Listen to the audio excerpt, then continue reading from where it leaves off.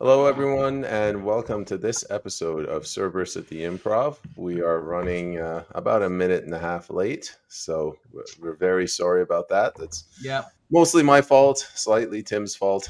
I'd say You may 90% get your bank account frozen for that. mine. Hope No, you're not in Mexico. too soon, man, too soon. If Timothy, you're elected, we'll freeze your bank account. Right? yeah, it's the silver lining or the consequence of it. Tim, how are you doing? Oh, and my wall is empty. You can see. What you can't see is boxes everywhere, getting ready to move. Nice. Yep. 3 of my children will be here later this afternoon to help me finish packing up and stuff. And my son is renting a truck tomorrow, and boom, boom. Nice, some family time. Yep. Family time. Yep. Oh, good for you. Andre, what's going on in your neck of the woods? Well, I'm ready for Easter Sunday. I will see that now that the debate are over, and I would say the polemic between mainstream media and Rebel News is behind us. Maybe we will concentrate on something more interesting. I'm trying to think of a joke. Like you're gonna go around putting Easter eggs, or you're gonna have your elbows up as you're hiding those Easter eggs. No, eggs are too expensive this year. We use potato. We paint potato.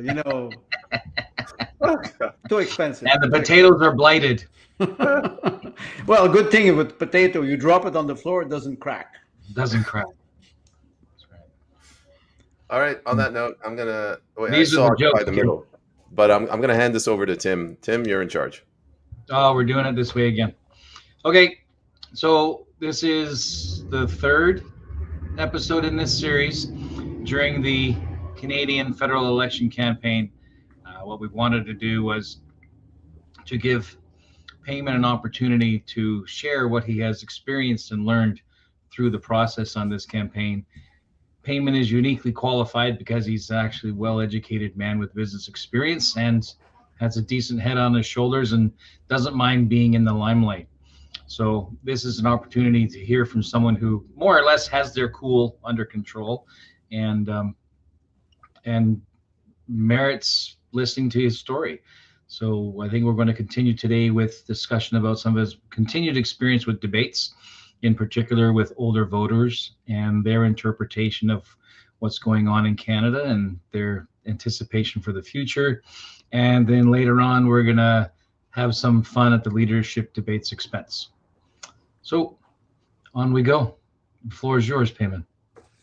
Sure. I guess I should start somewhere small. I've done two additional debates since we last met. One of them was in Seashelt, which is sort of a smaller community. It's not prepper, it's not agricultural. It's like a very mid-sized suburb. And then I also did one to the seniors community, and the average age was about 80. I mean, there were some younger people in the crowd. But the bulk of the people that were there to hear the candidates were 80, and the difference was really striking. So this whole orange man bad thing that the liberals are trying to push, their target demographic is the baby boomer generation, and I would say like 95% of the people in that room bought into that narrative. I felt sorry for the Conservative Party candidate because he got slammed by these baby boomers. They're like, one of the questions was, what are you going to do? Like, are you actually going to defund our very cherished CBC? Like, so that's the groundwork. And I don't know, you guys got any specific questions? Well, I would like you to talk more about CPC's plan for defunding the CBC. Oh, I can't speak to that. I'm not in the party, but did he dodge? Sorry? Did he dodge? Yes, that's a good question. Did he dodge? When you're in these debates, you don't always listen to the answers given. You're thinking about your response. I don't know if I guess he took the free market angle where he said, that it has to be able to compete in the free market. It's really tough because you never want to insult the crowd, You never want to tell the truth, which is like, I don't care about you. You're not my voter, right? Right. So you have to answer. You give your position Unless you're respectfully. Carney. If you're Carney, you can say that. Carney's different. He's got the media running cover for him. Yeah. Thank God for him. Right. He would be less popular. He would be less popular than me. Nothing to do. Yeah. But like a couple of things have started to become clear now because I just finished watching the debates this morning, for the actual federal debates. The Liberal Party strategy is sovereignty, sovereignty, sovereignty. Donald Trump is threatening our sovereignty. Donald Trump is a clear and present danger. So it's COVID all over again, right? Like COVID, pandemic. Yes. Pandemic. We're out, the only way out of this. Fear. Yeah, it's fear. So do you think he's going to go for an Emergencies Act move?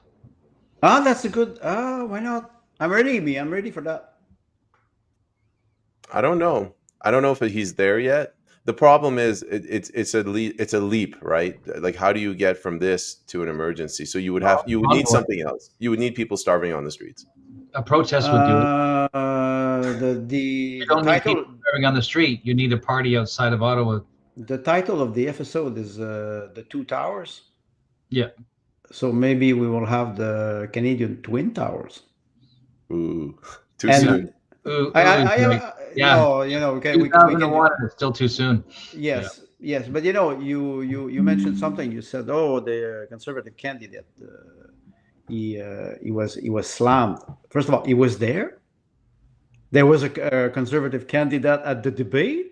He's been at the last two, and I think he'll be at the third one. I don't know why he didn't go to the first three. I don't know why he decided to show up at all. But it's just, I don't know what their strategy is. Like, if you don't go to these debates, what are you getting out of that absence? So let me interject, Audrey. To not show up for the first week, 2 weeks of debates, and then to show up near the end when you will be top of mind. Is that not Machiavellian? I think it's foolish. Right. But Okay. but there was a polemic. There was a polemic on X this week. I think, Peyman, you mentioned that also.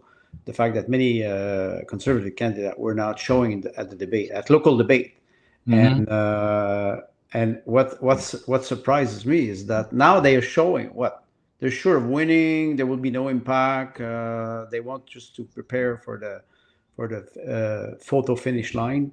What's the point? What's the point of boycotting debates?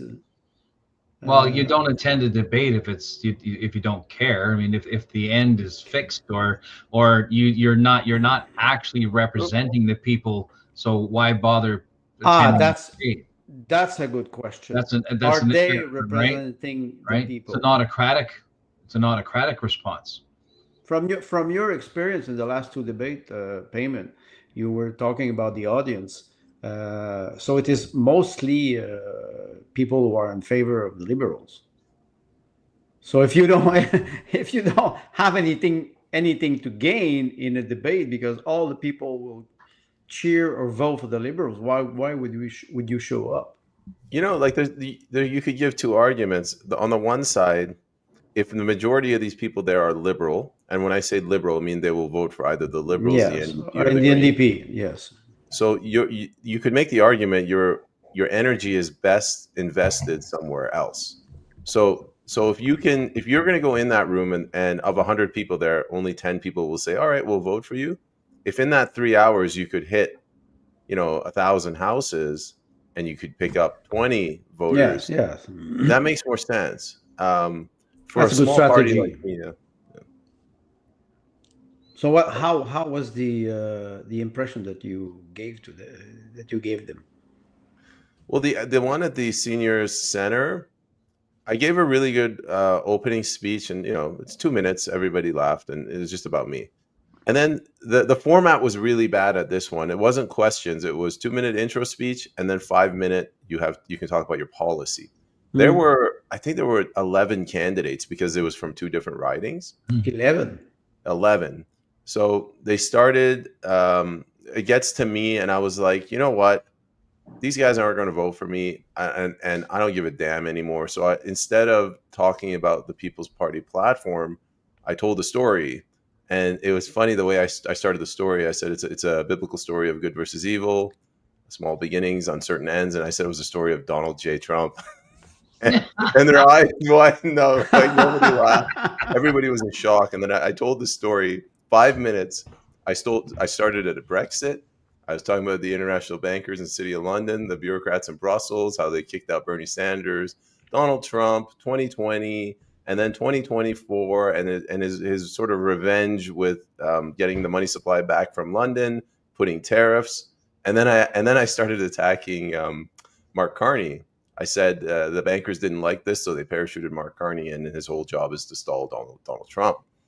And I basically told them, I'm like, the reason I'm telling you this is because the media is not telling you any of this. And if we're not educated, we're not informed, this is going to end really badly. They kind of looked at me, they clapped, and they immediately went back to Orange Man bad. Tell us how. No, it's not bad. It's very good. You know what I think? You crack the dam. That's interesting. You crack the dam. You know, just a little bit leak, and it's leaking in their head, and slowly it will contaminate the propaganda. It will take time for maybe some people will never recover. But the dam will break one day, and that's very good. Instead of following the usual protocol, you decided to tell a story. I find this very interesting. Yeah, very interesting. No, this is very interesting because we had talked about this earlier, and in other episodes, suggesting that if you know that the deck is stacked against you, then break the script. Yeah. Go directly to the audience. And so you went to the audience, and in a stroke of what I consider, content genius, is rather than do something that your enemy beside you would work to counter or have a counter policy or smear you or whatnot, you literally told an illustrative story. Yes. And you told him what it was about. Well. Right. And so there's a certain genius in that. And I think that's certainly something that other people in the field should take note. You in the 90s in business marketing and whatnot at executive levels, the concept of storytelling becomes part of the narrative. Yes. So there's a lot of this in executive circles, particularly regarding shareholders and whatnot, where the executive were effectively being taught how to make a story out of the business's success, the business's vision, and then to create relationships and trust based on the storytelling process. You're nodding your head, so you're familiar with that, Andre. Well, yes, and yes, the storytelling. There were some entertainer or motivator in the 1990s. They were going into business, and they were telling a story, trying to motivate a senior manager. Yeah, senior management. It was like, you had sometimes you could go 2-3 days in a resort, and they're there to motivate you. So but they always start with a story. And two things I want to say. One thing, and after that, a question for Peyman. I wrote an article, The Virtual Virtue, in which I have a small note where I refer to you, Peyman, because it's true. It's true. You have the audacity at least to try things. And many people, we know it is rigged. We know those debates, they're rigged in the sense that people are either for you or against you, or they will vote for one party, and they don't care what you say or not. So when you take risk, I think we have to recognize that taking a risk, telling a short story, making them laugh. Also, you just look at the national debate; they're so boring. It's shit. At least if we would have good actors. I have a question for you about local debate. Do you have any journalists, if I can put this between quoting Mark, do you have any journalists there? There are, and I can't believe I'm saying this. These journalists have integrity. I went to the Squamish. Do? They do. I went to the Squamish chief. She asked me. They're not working for the CBC. No, they're smaller outfits. But they asked good questions, and when I answered, they recreated the story faithfully. They didn't smear me. One was covering the debates. She didn't smear me. She just kind of told the story as it was. But it's not. It's smaller, right? Like the CBC is not going to come to my riding. So, okay, but the idea is when they ask you a question, after that they write an article in the local newspaper or something like that, and you. Right. There's two ways. Okay, that's good. The more common way is they send a series of questions, the same questions to all the candidates, and you respond, and they just print it in the newspaper. Okay. That answered my question. It's good. It's good. At least you have a little bit of media. I just wanted to do I wanted to almost thank this community and the media here for giving me the opportunity to present my side, because a lot of the other ridings they're censoring the people's PPC candidates. Yes, exactly. But we know that censor is a national Canadian value today. When we see what happened with the debate, the French debate, and after that with the English national debate, the People's Party was not there, and the Green were not there. So, well, it's the same problem that the Green has. They were disqualified by their own actions or inactions, so it's nobody's fault but their own.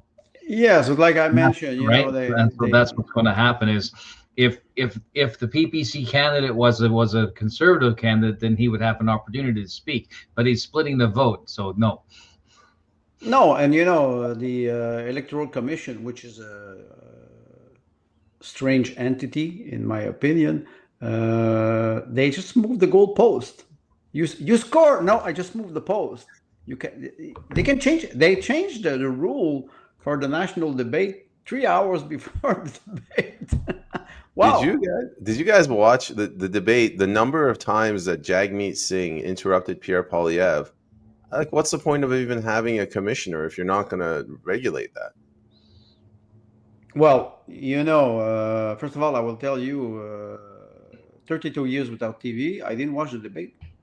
But Sunday, of course, I don't watch the debate. My time is more precious than that. You think I will learn something there? But I was invited by David Gardner, the Freedom Conversation podcast, and he asked me. He wanted to say we will talk about the debate. I said, sorry, I didn't watch it, and he showed me some of those clips, and I said, shit, I was right not to watch it. But we know it's a show. So that's the national show. The local show which you attend, are they different in a sense? No. Well, we're more civil because you're more scared. The moment you attack someone, the war starts. So we're trying to be more civil. You mean that at a national level, they're not civil? Well, I guess the stakes are higher. They're just better at what they do, and they're used to the rules.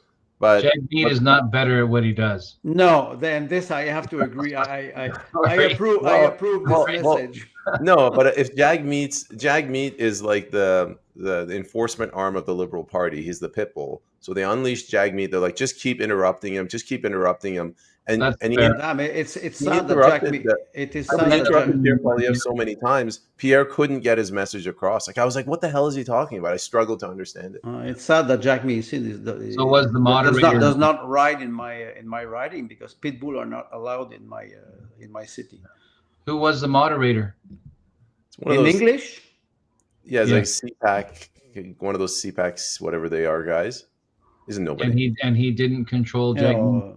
They cannot control. They cannot control them because they can. Beep, no microphone. Oh yes, I can. I agree with you. And to Jagmeet, who likes to shoot off his mouth. There's one thing. Hitting his microphone is the same as electrifying his collar. Well, you were talking about Pavlovian behavior, but let's say Peyman. You had a live podcast with many candidates of the People's Party, and you were saying you have 90 seconds to speak.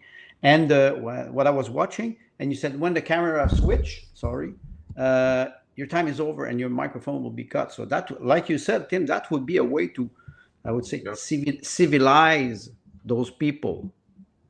Right? They cut each other all the time. Yeah. They don't listen to each other anyway. Yeah. They don't. It's not a debate. It's a monologue. In the 80s on the late night TV shows, before the 5-second delay issue, you used to have somebody on the deck beside the director with a microphone trigger, and Yes. that trigger would insert a beep into the conversation. And you hear it. The moment he's making them, right, because he knew, he was familiar enough with their conversation. He could tell when they were going to cuss. So in the 80s they were much more particular about cuss language on late night shows. More rigorous. Yes. Yeah, more rigorous, and that era is kind of sort of behind us. But at that time, it was a very WASP behavior in even in television. So they literally had somebody sitting beside the floor director with a pad or a controller or whatnot, who could anticipate when someone was going to cuss. Bleep, done. Right. So to do this, to have somebody sit there and with a microphone mute. Okay, Jagmeet, you've done this like 14 times. I think the next 14, I'm just going to shut you off. Yes. Yeah. But But here's the beeps. It's Morse code. there's one rule. There's one rule in France. In France, you have a limited time. Let's say 1 hour and 30 minutes. You have 45 minutes for one candidate for the presidential election. And if you use all your time, you don't have more time.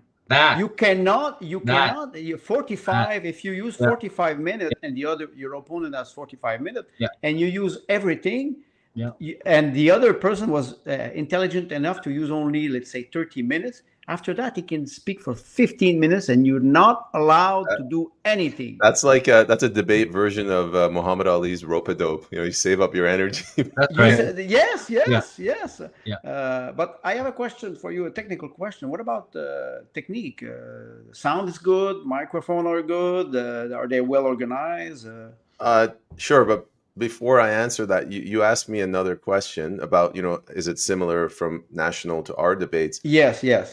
Their talking points filter down. So what is the conservative talking point? Crime, life sentence for fentanyl traffickers. So that's one. That's your talking point. I talked about sovereignty. For the NDP, it is farmer care, child care, daycare, and it's also cuts. If there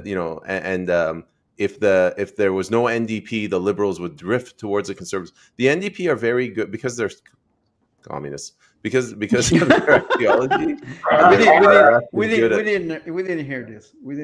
But because the left is so good at manipulating language, Well, I think they're wild card.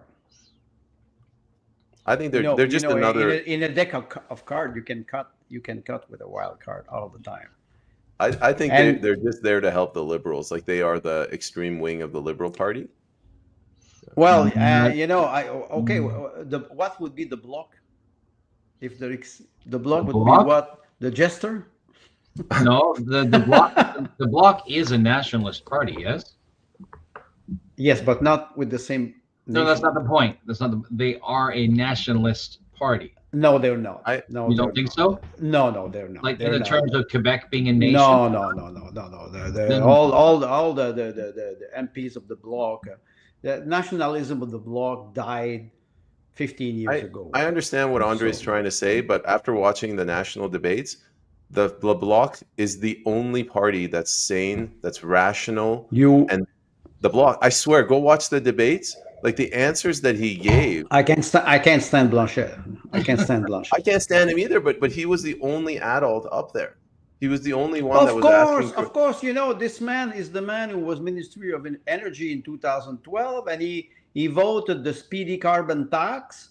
And now, you know what he's saying? Oh, we will not. The provincial government decided not to. They voted unanimously to keep the carbon tax in Quebec, and the bloc said, okay. But now it means that Canada has to pay us $800 million to counterbalance our, put that on the top of the $14 billion of equalization. I think the Western Canadian will appreciate that. Well, the bloc is thing. He mentioned that too, and he said, we have the best hydroelectric grid, and I wanted to choke him. This is not true. This is not true anymore. I have fact. This is not true. The level of power outage in Quebec is skyrocketing because 25 years of underinvestment in maintenance. And I can talk about a contract. He's lying to Quebecers and he's lying to Canadians. But nobody can challenge them. the one thing that he said, he goes, we are a French, I think you used the word nation. We're French and we're preserving our culture and our language. No one says that about English. We are English. British Columbia is a English province, and we will preserve our culture. What is he preserving? Because 60% of Quebecers, they are illiterate. 60%. Wow. They cannot read one page of mainstream media. You're telling me 60% of Quebec votes Liberal? Oh, it's well, yes. You have your answer. It is either the Liberal, the Bloc. Why I was asking the questions, because when I said the Bloc, because you said the NDP is the bulldog or the pit bull of the Liberal. Blanchette voted 186 times with the Liberal since 2022 to 2021. Don't tell me that this man is defending Quebec. He's not defending nobody except his own self-interest. So, and he's playing the game. Right? Maybe he's a good politician. He's playing the game at a national level. But I'm sorry to say this, he's a regional party. We can talk about the two founding nations, French and English, and we can talk about the two official languages, but this man does not defend the interest of Quebec. If he would defend the interest of Quebec, that's why he's for the Liberal. No pipeline, no development of natural resources. So, and that's why we will talk maybe a little bit later about the national debate. But we go. You are in Vancouver. You are in British Columbia. There's a specificity of those debates. I didn't see no debate in Quebec. Local debate, practically nothing. Tim, did you want to add something before we move on, or?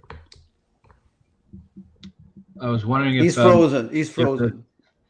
Wondering, so many questions, so little time. I was wondering if Andre had any feedback on why the debate in French tabled immigration and not in English. Well, I had an interview with one candidate of the People's Party, Marek Spesek, and I was asking him some specific question about local debate. And he said, we have very, very few debates. And if you want this answer about immigration, in Quebec, we have a law that we can filter the immigration with the language, which you don't have in English part of Canada. So the provincial government always play with this to antagonize the federal government, and instead of working together with other provinces, trying to understand what is the purpose of immigration. They never do that because they always play for their own self-interest. And I practically did not see any debate in Quebec, and there were. Maybe we will be able to ask other candidates of the People's Party after the election. Were they able to attend the debate? Michael Bater was forbid in Burlington to attend the debate. Where is our free speech? So that's why I ask you, Peyman, about journalists who were there. At least they gave you the chance. They ask you a question and they reported your answer. That's what we should expect. I'm curious about the use of the phrase "spee freach" in terms of, right? It's because he has the French expression in his. That's right, which I also don't know, and would apparently also misspell. So my thought is, no one can say I'm against free speech if I don't organize the debates to begin with. Yes, I think so. I don't follow. Okay, so if the and I'm not saying there's collusion except the part where I'm saying it's conspiracy. Okay. Start with the C, right? Always. Right. That is it possible that at a low level, the types of organizations that historically put on public events and debates, particularly during an election, I've quietly been told not to host them. That's a And I'll good tell you why I observation. think this. When Pierre Poilievre came to Princeton last fall, he went to the Royal Canadian Legion. Perfect place for such an event, right? Yes. Perfect place for such an event. About 300 people showed up. The place was max about 200. So they're over limit, standing room only, great big massive event in the Royal Canadian Legion. I'm working with our candidate down here in Abbotsford, South Langley, and they approached the Royal Canadian Legion and they said no. And they said no because they were concerned about their tax status. What? So number one, either they don't know the law, or number two, they're afraid, or number three, they've been told no. And we know that the Royal Canadian Legion bent over backwards for the government during COVID. And this will speak directly to your concern regarding the attitude and the fear among the aged. So I won't comment on the Legion. My policy is I wasn't born here. My ancestors didn't die in any wars. So that's an issue you guys deal with. Let's The just say alle- non-profit society of a significant cultural value. But what you're mentioning, Tim, censorship, or But it's not censorship if they're not no. hosting an event. What I'm saying is we strongly suggest, All right. behind closed door, we strongly suggest that you should not hold. you know- we don't tell you not to do it, but we strongly suggest, or that's threatening, that's blackmail. There's another way to look at this where we don't blame the other side, we blame ourselves. Our freedom groups, I've reached out to them. I said, you have to get me on. You have to give me a venue and I can tell you what's going on in these debates. And every one of them is saying we're nonpartisan. So while you're playing by what are these, like Queensberry rules where you're being magnanimous and you're not getting involved, the other side's getting their hands dirty. These people that are hosting these debates, they're not the government. Well, they're not some vanguard class. They're just ordinary activists that present themselves. that's important. You just used the word activist. You saw the polemic, but the polemic with Ezra Levant and I heard the of journalist of the CBC he was asking Levant about the fact that they sponsored a truck with the sign of Rebel News and $175,000, and Ezra Levant was trying to answer the question. And because the other one was not letting him answer, he said, "Well, I understand you're a journalist of the government." And he said, "No, I'm not." He said, "You're wearing a liberal ribbon," because he said, "Oh, it's my press card. You know how it is as relevant." And Ezra says, "I don't know. I'm an independent journalist." And the polemic was this was more interesting than the debate I didn't see that. No. because he was saying you are part of the media of the government, and the other one said, "No, I'm an independent." He said, "You cannot be independent. You work for the CBC. It's the government, the CBC." So why I say this, it's because I think Tim is right. There's a pressure on you. Don't see the pressure, but you feel it, and then you take a decision. That would be, maybe, Tim, you could explain about it, the psychological effect of the pressure. Well, what I'd like to expand on a bit is your use of the word activists. Yes, exactly. The Royal Canadian Legion is a non-profit society of cultural value, not an activist. It's not an activist. If anything, they could say we are nonpartisan because that's part of their role, right? Right? That's part of their role. So, which means they should be saying no to everybody, but they don't. Yes, but they don't, right? If I'm truly nonpartisan, then I'm keeping out of politics. But well, our soldiers went to war 100% because of politics. 100% because of politics, right? So there's a problem there. Nonprofit society that has space, public available space, the Lions, the Kiwanis, right? The Rotary Club. These organizations are not directly attached to a city.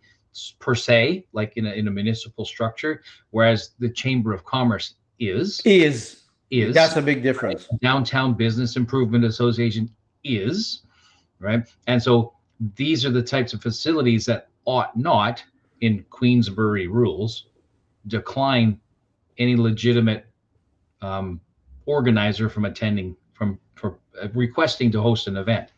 So it's interesting that some places say, well, there weren't really that many events to attend. There were no debates. That's because no debates were offered. And the debates are historically in North America anyway, and that includes the States, historically are civic engagement by usually the businessmen and businesswomen of a community, or the religious, more so in the States than it is in Canada, religious members of a particular Religious member, yes, right? it could Because, be. and it's not so much in modern times, but 50, 60 years ago, it was not uncommon at all for a whistle-stop tour of a president or a senator in the States to specifically visit churches. Yes, Specifically visit churches, right? So, but culture and things have changed, and infrastructure has changed. It faded in the last 50 years, but It's faded because now we have chambers of commerce with their own building, as opposed to meeting in someone's shop, right? We have Rotary organizations that have their own facility, right, as opposed to meeting in someone's shop. And so, as they improve their standing as a participant and an organizer in their community for civic engagement, I think they have a responsibility to engage in the political process, not necessarily by putting their brand on something or endorsing something, but by opening the floor and giving the competitors an opportunity, right? So they become facilitators. And you can be nonpartisan and still facilitate. So I find that it's very interesting that across the country, we're hearing stories in regions where there are no debates to begin with. And I think this is intentional. I agree with almost everything you're saying. The being a facilitator, and it's a civic duty. They just need to have the integrity to ask the questions in an objective manner. So, for example, with climate change, you should not ask, what is your party's policy on combating climate change? It's, right. On the issue of climate change, you have 5 minutes. Please, speak one way or the other. The economy, what is your economic policy? Like something like that is a lot better. It's more objective. So you're suggesting that moderators are biased. Well, of course they are. But of course they are. They are biased. But what I'm trying to say is, Timothy Knight is right. It's a civic duty, and they're a facilitator, but they're still human, and they still have that weakness. And how do you overcome that? Well, the bias that we have. We overcome that bias by operating with integrity and remembering that I'm defending democracy as an institution, not my democracy or our democracy. Well, that's a very good point, because I was writing this 20 years ago. We live in the democracy of my chair just dropped. We live in the democracy of opinion. Yes, it's my democracy against your democracy. Yeah. And if I have a lot of money, my democracy is more strong than yours. This is not what we are hoping for. But Andre, I see one thing in my 5-minute speech. I managed to. I had to cut my speech down because they're old and they're like, talk slower. But I got to the point where I said we have two different ideas overloaded on the same word, democracy. One is plebiscite, 51% majority vote. Right. The other one is the institutions that were birthed by democracy a long time ago, and it's the promotion of those institutions that we now call democracy, not the will of the people. This is an American principle, but I was talking about the State Department, Department of Defense, UN, NATO, EU, these NGOs, and I don't know if I got through to them. But we're operating with completely different ideas of what democracy is. Well, of course, and why I say democracy of opinion, it's because you have a lot of people who are uneducated, are politically illiterate, and they do not make any effort to educate themselves. So you are forced as a candidate in a local debate to do education. Yeah. Wait, you cannot educate a person who is 75, 80 years old and never interest himself into politics or into, if like you mentioned, I think it was 2 weeks ago, you said people are interested in local problems, and the gap between what you wanted to talk about, federal problem, because you're a candidate on the federal level, and they were arriving with local problem. They cannot even make the difference between local, provincial, and federal or international. We not even talk about this. So the idea is there, and I see through the 3 episodes that we had, at least you have the wisdom, if I can use this word, to enhance the debate or enhance the intervention that you have with those people. I tried. Sorry, Tim, I had to jump in. I wanted to point out your experience. I mean, I'm going to go off on I'll go off on goat trails if you let me. That this is all your right. We'll give you a goat trail ticket. We'll put short leash on him. For the last debate with the seniors, this whole campaign has made me realize that I thought I'd fully assimilated as Canadian culture. Partly I haven't. Partly Canada is not some monolith. What happens 25 kilometers from where I am might as well be a different country. Like, people are just different. But with these seniors, they have, you could either say they have more of a sense of patriotism, or their concept of patriotism is different. My guess is, we've been beaten up. The people that aren't part of the baby boomer generations, we've been beaten up by the system so much that our patriotism has eroded. So when Trudeau says we're a post-nationalist state, well, yeah, that's because you beat the crap out of us with horses and pepper spray. What do we have to be patriotic about? I'm not trashing Canada, but the seniors, they still operate under the sense that, this is the greatest nation on earth. How dare Donald Trump attack us? And they actually believe that Mark Carney is going to get on his horse and he's going to charge against the United States. There's a generation, maybe, I don't know if it's my generation, but they're hopeless in the sense that, like I said, if they do not interest themselves into politics, one day politics will interest itself in them. And but I do agree with you. The things that they're saying, they're like, we need to fight Trump with strength. We cannot show weakness. I'm like, yeah, well, you and what nuclear army? Yes, you can. We need to fight Trump with strength when you sit in front of your TV 12 hours per day. Of course, I understand that. Just throw your TV out and start acting instead of thinking, like you say, 65, 75, 80, they will talk about pharmacare and healthcare and daycares, retired home. Younger generation will talk about housing. This country is broken. I think I saw the question or category, fighting Trump with strength, on Jeopardy the other day. I'll take things that will never happen. Right? You fight Trump with a cane and in a wheelchair. It doesn't work. It doesn't work. Anyway, who goes to war? Pat, I'd like to finish.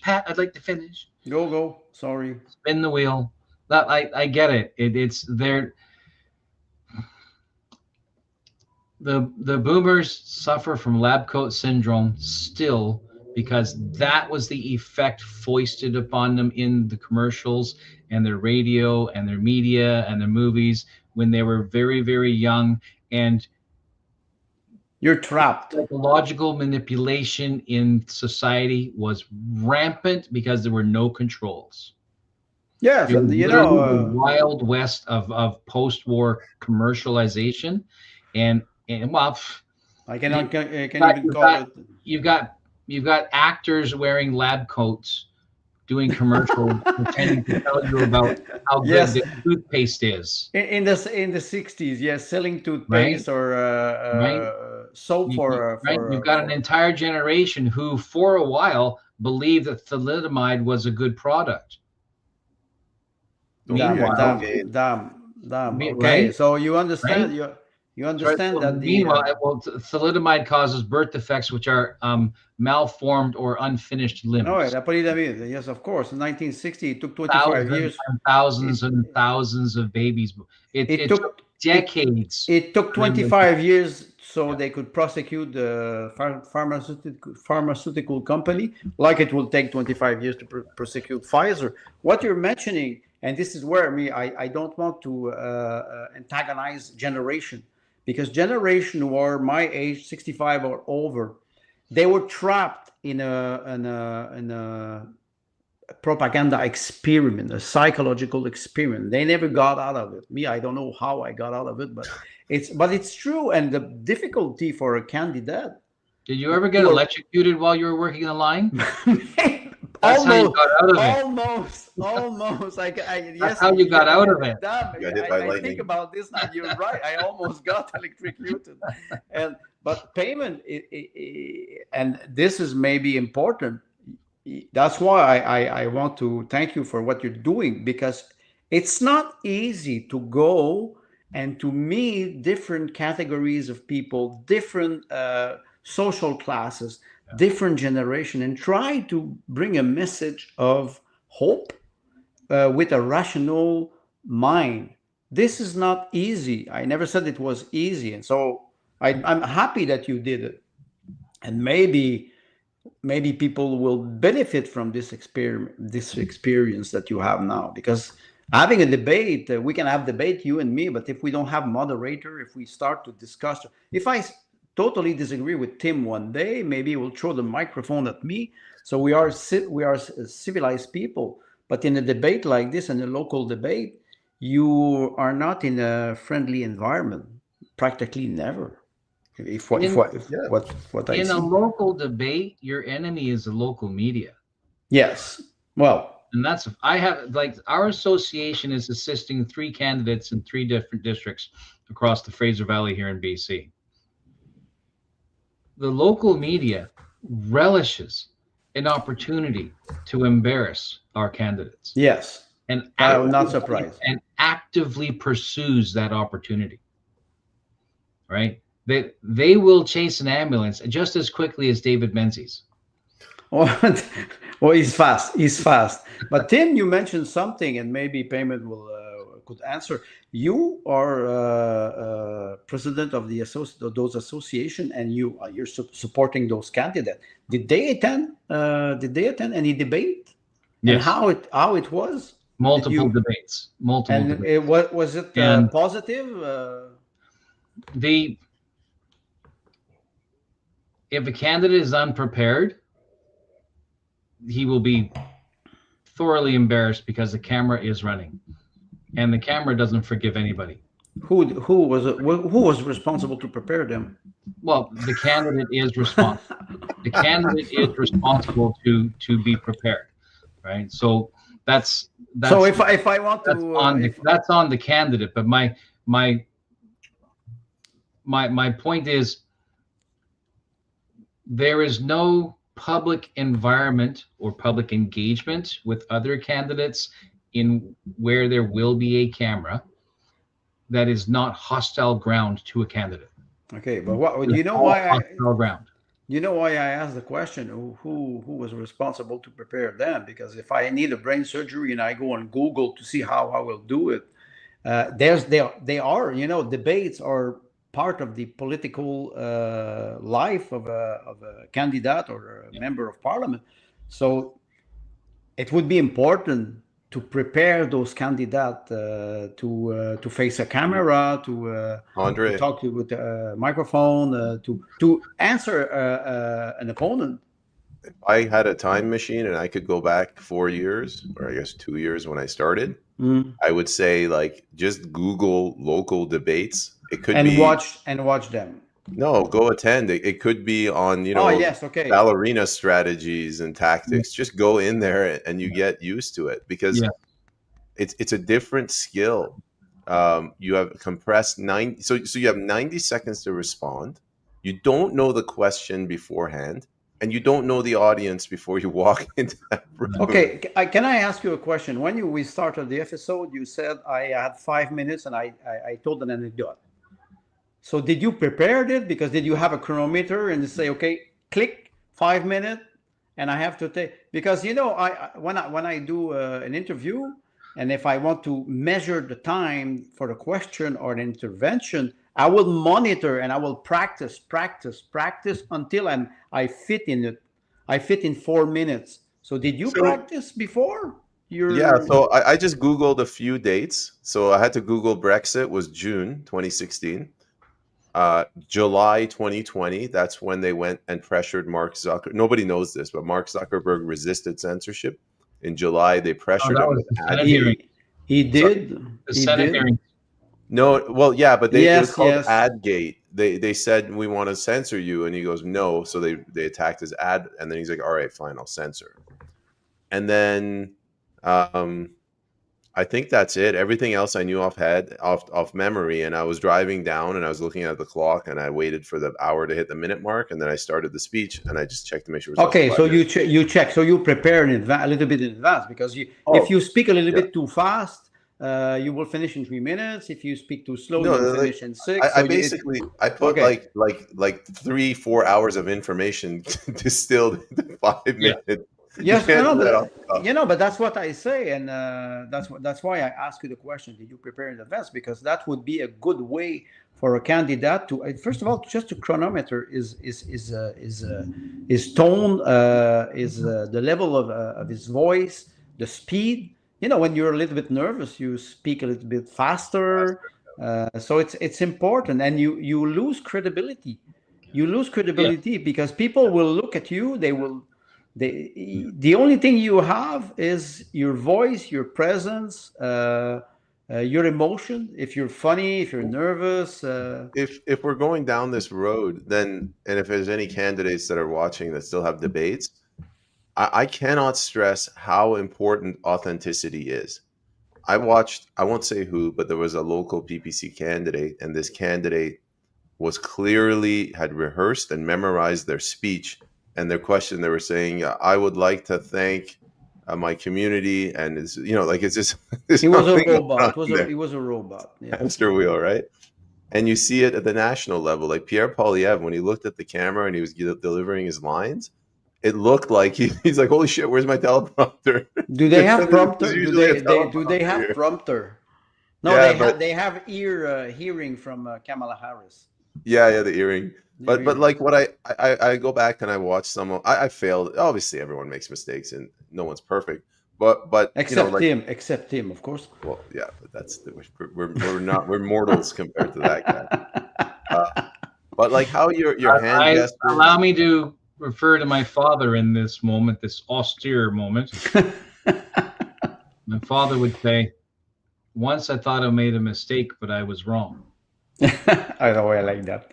I will use this. Bumper sticker. What I was saying is, like where you look, how you talk.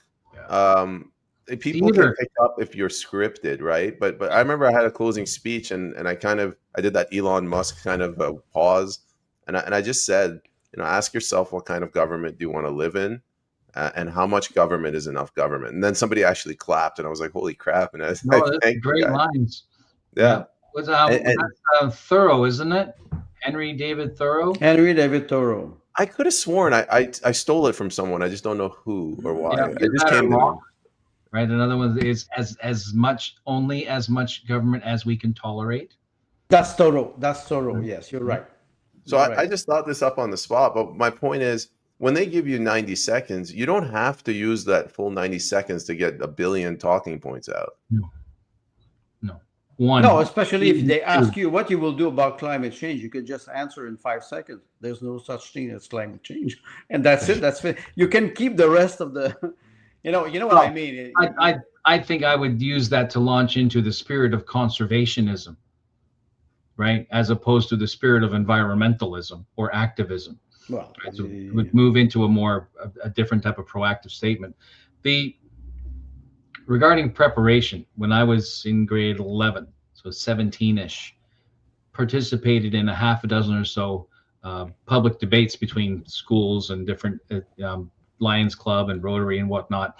A couple of them were televised, so we get a half a dozen of us would have to write a speech and then deliver the speech, and then there would be sort of kind of debate where the forum opens and adjudicators who are business people in the community would actually ask us questions with the intention of tripping us, and we were all told, right? They try. Right? And so we're all like 17 years old, so we throw ourselves into this big adult world, and it was phenomenal because not only did you have to write a speech, but you had to stand in front of the mirror, right? Because it's 1984, and not being afraid of the right. You'd stand in front of the mirror and you have to time yourself using the egg timer from the kitchen, right? And you had nobody else. I was lucky because the particular school I went to actually had a debate team. So their coach, one of the teachers, said, "I'm going to show you how to do this," right? So I was lucky that someone with experience to sit down and say, "Okay, we're gonna do this," and I joined their debate team and we participated together, and then I competed in one-on-one competitions outside of the arena, right? And well, it's an extraordinary experience, and it's been with me my whole life. But what that does is it teaches you to develop on your own, and also because we were being questioned completely on the fly by adults who we knew were intentionally trying to trip us. You have to know your material, right? You have to have a good, not just what you wrote, because there was no chat GPT. Well, there was no internet back then. So we literally had to go to a library, grab a half a dozen books the hard way and look through it all. And in order to write up a piece, it was a completely different universe. Another thing that was very, very useful to me was my experience with theater. Very, very useful. Well, of course. The beauty of theater, the theater hones the ad lib. If you have a director, who permits that type of thing, right? It doesn't, kick you off the stage for doing it. But if you have this, so you find your space in a team, right? The people improvisation. And the value of that when the mic doesn't work, right? Or the light doesn't come on, or someone doesn't stand in the right block. And you don't freeze. Right? And you don't freeze because you learn not to, because you know that you're all part of a team in this. And so even on the debate stage in politics, you could foreseeably step into a mindset where you go, these are other members of the theater. We are putting on a play. They are my antagonists. I am the protagonist, and I'm going to use that in the theatrical and deal with the audience this way. It's just a matter of changing your perspective. Tim. Yes, but you know what you're mentioning, Tim, about theater. If you take the example of having antagonists on stage, you know that they are actors. You know that they are part of the team, and I would expect candidate, even at a local level, to be accomplice with each other, because if we want to respect each other in a debate, that would mean that people should, for example, make jokes with you. Let's say I'm a candidate for the Conservative Party. Yeah. Mr. Askari, it's very pleasant what you said, and that's important, because all those candidates, whatever party they represent or people they represent, they're part of a society. And if we don't have this, because they are on stage, they are like actors. And if they're first time at the can too, then they're just as nervous as us. Yes, but right. So we tend to think that we're stepping into a field full of Goliaths. Yes, but the idea I think is important. When the truth is, you look at any of the orange or green ones, they're fresh out of high school, or they're fresh out of college, or they're 18 years old to be a candidate, for me, it's like good luck. But they are there. But they Tim, I was going to say your story about theater. If the PPC wants to be successful moving forward, they need like an academic program kind of thing. So you identify someone, you say you run in municipal elections. Your goal is not to win. Your goal is to understand, just this experience for debating. Yes. Do it provincially, do it federally. So we can start a university. Yes. University of policy. You have what I don't. Candidates college. well, yes. University of the people. We'll call it. Well, I think for many of them, we will start with And when it stinks, we'll call it kindergarten. Yeah, the logo is just a fist. It's a Marxist fist. No, we Yes. can't. What? No.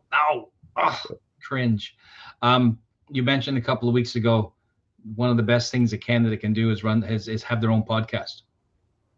Easiest, yeah. Right? Best ROI. Right? Yeah. And you're stepping straight into the tools that they would inevitably sitting in front of, not maybe managing, but if they go to a debate and it's televised, they're completely familiar with the environment because they're already doing it. So that's a good way. And if you're running your own podcast and you're complete shite because you're not familiar or you're not very good with tech or everything is a learning curve, then so what, right? Then allow it to be a learning curve. Don't just push your way through. Well, the ancestor of podcasts is a mirror. There you I go. was going to say Etch a Sketch.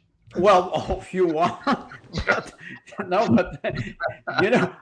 sorry. You don't like how I'm drawn today. I act in theater. What do you think you do if you want to rehearse? You look yourself in the mirror. In the mirror. How do I look? Do I look stupid when I say something? Do I look convincing? Do I sound convincing? Can I record myself and see? Oh shit, my voice is not very good. It is not convincing, or I sound like a soprano. Rehearsing is very important because you want to look natural. Yeah, it's important. I spent hours in front of the mirror saying my speech. I spent hours in front of the mirror working speeches, timing, pacing, facial expressions. One of my favorite things to do is Captain Kirk's pregnant pause. I love using it, right? I'm horrible at it, but I love it because of the value of it, and also because it's Captain Kirk. That's all I need to know. But the tools, when you become familiar with yourself, how you talk, way you talk, what you do with your hands, like whether you're Italian or not, and all you do is talk with your hands. It's as you become don't yourself, and you have to do it in front of a mirror, or have a buddy of yours who's completely going to shred you because you're giving them advice, so that you find out the hard right. So you learn those things. A real buddy who will take you completely down to your and say, it's funny. How come you chew your lip like that? I do not. I do not, or stop playing with your small change in your pocket, and it's just, everything matters. Everything matters. One thing I did, this is risky. I wouldn't recommend all candidates do this, but I just got so fed up at the fourth debate. You look at these NDP Liberal supporters and they're like shaking their head and they're going like, oh, they're scoffing. So I told a story about Calvin Coolidge, and I said Calvin Coolidge, when presented with a depression, he leaned into austerity and he lowered expenses, lowered spending, and he weathered that storm. And then and I said, like, not everyone agrees with me. And this guy's liberal shirt, he goes like this, and I immediately said, like, this guy, like this guy doesn't agree with me. So later that night, I got an email from someone who identified himself as a professor from Simon Fraser University. And he wrote a long article about how I was wrong and it was actually FDR and all of his spending programs, and he apologized for what he did. But you could try doing that, like single out the hecklers, and they usually calm down. But that's why I was referring to when you are in local debate and you're in I would say not a friendly environment, you have to stay diplomatic and professional. And I always advise people, use sense of humor. Yeah, use the sense of humor. It will lighten up the ambience, and people will be more receptive. Of course, you cannot do a sexist joke, or you have to be careful. A Jew or a rap priest. So your experience overall has been. How has it changed your approach to the next debate? Well, the next debate's the last debate. I might go for broke, and I might just lay it all out there and say, like climate change, this is 400 ppm. This is absurd. The problem is, you go for the home run. It's 9, the bottom of the 9. You trail 2 Hail Mary against 3. You have 2 men on base, and you say point Point Exactly. to the bleachers before everybody Watch out. starts. No, you Point cannot to the do that. bleachers. Wait for the Tim, camera to freeze on you. no, Tim, you cannot do that because it's a fascist. It's a Nazi. You cannot print. It's I not bring, like I bring gonna, Beirut. Pointing. I'm gonna bring my aluminum foil with me. I'm gonna curl it up. Oh my God. I'm gonna talk about There's value in chemtrails that. in my opening speech. There's value in that. Right? I go back to Churchill's cigar, FDR's wheelchair. There's value in props. Why? You know, Very sometimes you have to say the truth directly. What if we had a chain with like shrunken skulls on it? Or make Canada great again hat. Oh, You know, yeah. it was this joke. Yeah. It was this joke about Made in China. it was this joke about a woman who arrived to Churchill, and she said, "Mr. Prime Minister, if I was your wife, I would poison your tea." And Churchill answered, he said, "Madam, if I was your husband, I would drink it." Yeah, that was the. But that's a kind of sense of humor that you would expect from politicians. Rumor has it that woman is still burning in her grave. But So, you know, if we shift to the national debate, which I didn't see, so maybe you will explain to me what happened. Sure. One other thing I wanted to mention, when I was in the debate with the elderly, I was sitting next to we have a rhinoceros candidate. He's it's a protest vote, right? Yes, of course. And the question was put to the Liberal candidate, what are you going to do about these 11 treasonous MPs? And the Liberal candidate, not only did he not really answer it, he said, why hasn't Pierre Poilievre gotten his security clearance? That's where the Rhino candidate turned to me and he's like, I can't believe he's got the effing balls to say that in public. And why I mentioned that is they did the same. I think it was Mark Carney. It was Carney. I saw this clip. Yeah. I saw. He said the same thing at Pierre Poilievre. I'm like, you know why, you lying piece of trash. And they're just saying this stuff, and their base gobbles it up. Well, like I said, I think it was 3 weeks ago when the campaign started. I said it will be a dirty campaign. They're all dirty, but this one, I'm surprised, honestly, that it's not worse than that. It's not worse than that because they're all inside the same goblet. Ah, okay. Now I understood. Right. So okay. Let's slide back to watching a priest prepare the ritual. The outside of the goblet's been very busily cleaned in public. 11 names, blah blah blah. We're right. But meanwhile, the inside is just as filthy as ever. There are 338 traitors. I don't care what anybody says otherwise. Yeah, but I do agree They're all with in you collusion. because Every single one of them has something to gain and something to lose together. Sunday, when David Gardner asked me the question about the debate in French, not Sunday after the debate, it was Tuesday. I said, he said, what do you see on the stage? I said, I saw 3 liberal and a collaborator. Libcons. And okay, am I entitled to give my opinion? That's what I saw. And like you mentioned, they're all in it together. Even the Green Party was kicked out, but the Green Party will agree with climate change, and we have to save the planet. And okay, let's go. Why do you think they kicked out the Green Party? Do you think that it's just they had bad luck and they didn't? Well, Jonathan Penneau, the co-leader, because I think Elizabeth May is under the stage after 7 Martini. Jonathan Penneau, he stood up and he said Maxime Bernier should be part of the debate, the national debate.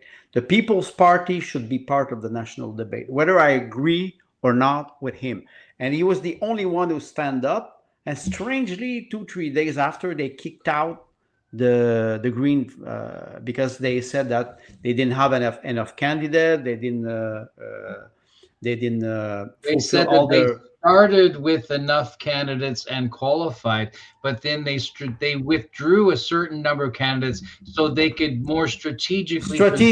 Exactly. And they said they played. There was the hypocrisy right in your face. Yeah. So when the Green candidates take advantage of strategic voting, and the liberals and then the conservatives like, oh no, only we're allowed to do that. So that irritates us and so we're gonna say that, well, you're below the number now, so out you go.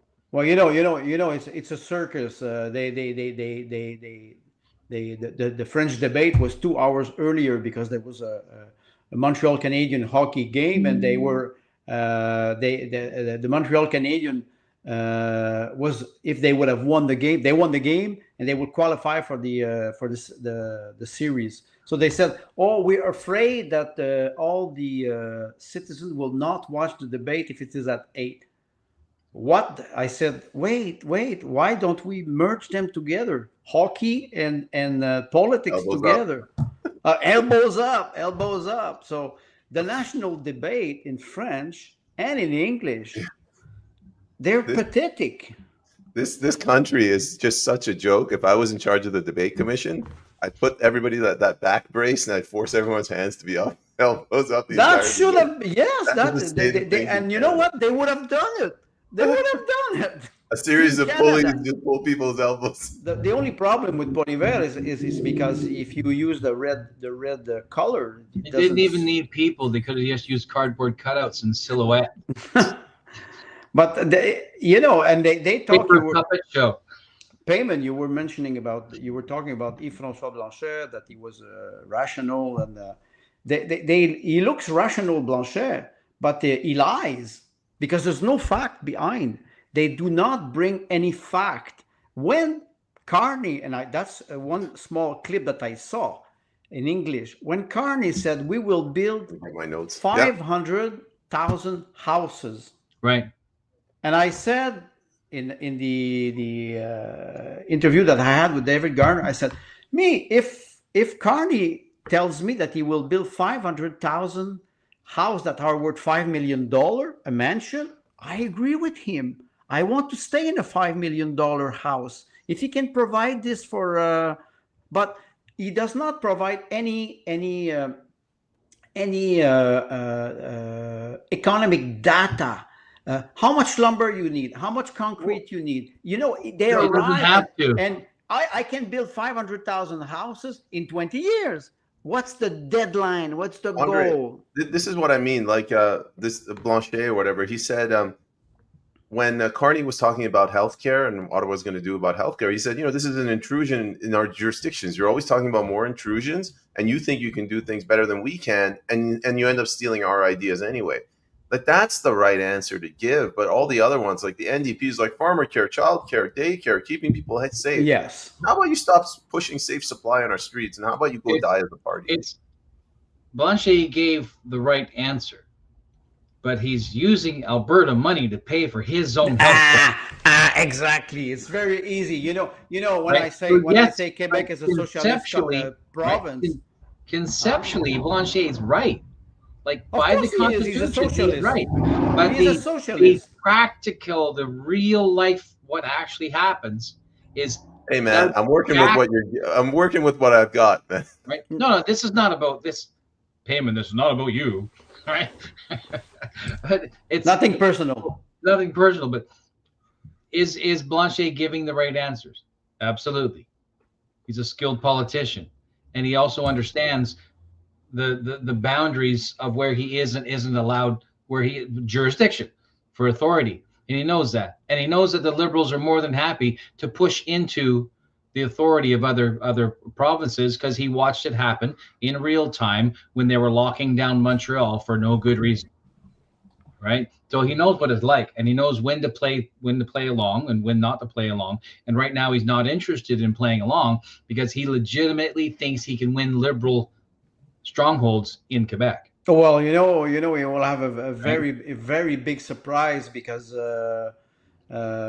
what I see now, the feeling I have is that the Bloc arrives at its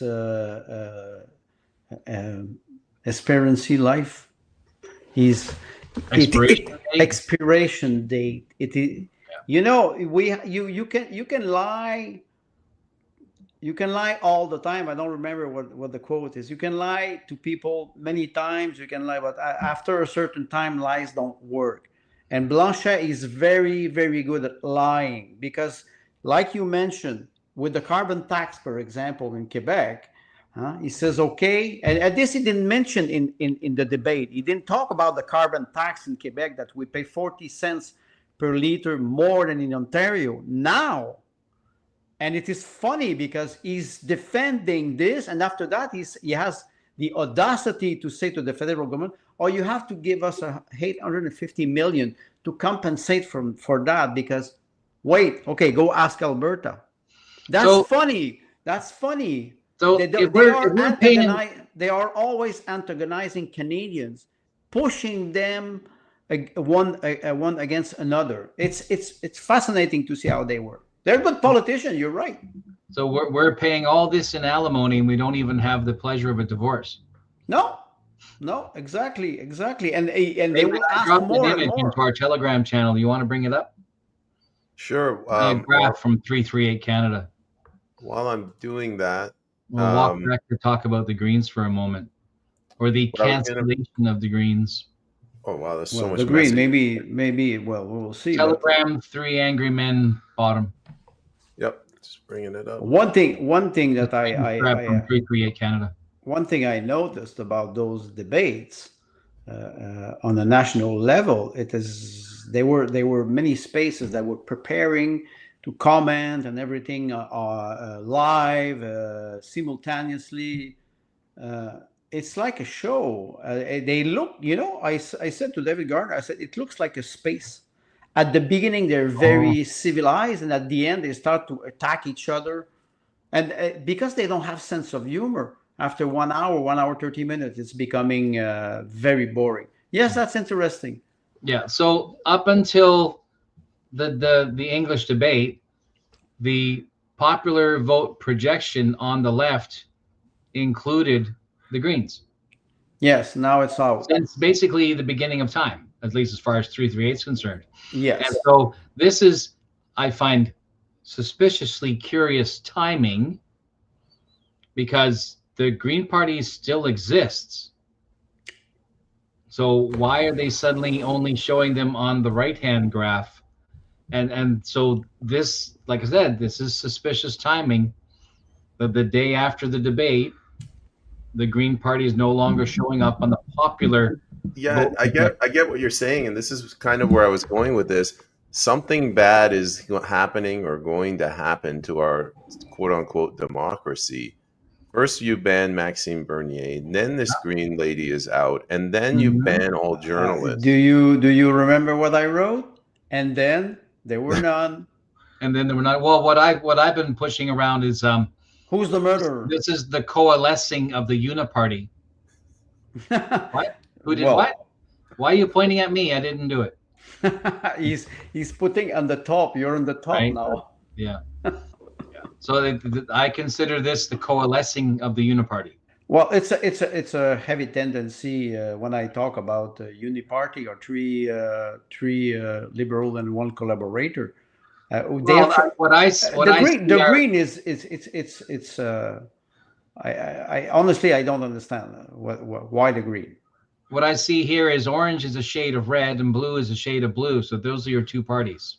Yes, and like you said, the NDP, the Green now, they're losing, in the polls, they're losing a lot. And look at the NDP. How many seats they have now? I think it is 25. 25. They will win maybe 12, 13. Wait, guys, look at that. Eight. They will lose 17 seats in the House. So does that mean NDPers are switching to red? Well, you know what is happening. NDP, they could lose their official status as a political party. Yeah. No, they're at risk. No, they're not at risk, because the People's Party of Canada is has status as a federal political party, and we don't even have a seat because we have more than 4% of the national vote. I'm not talking about this. I'm talking about funding in the House, funding in the Parliament. You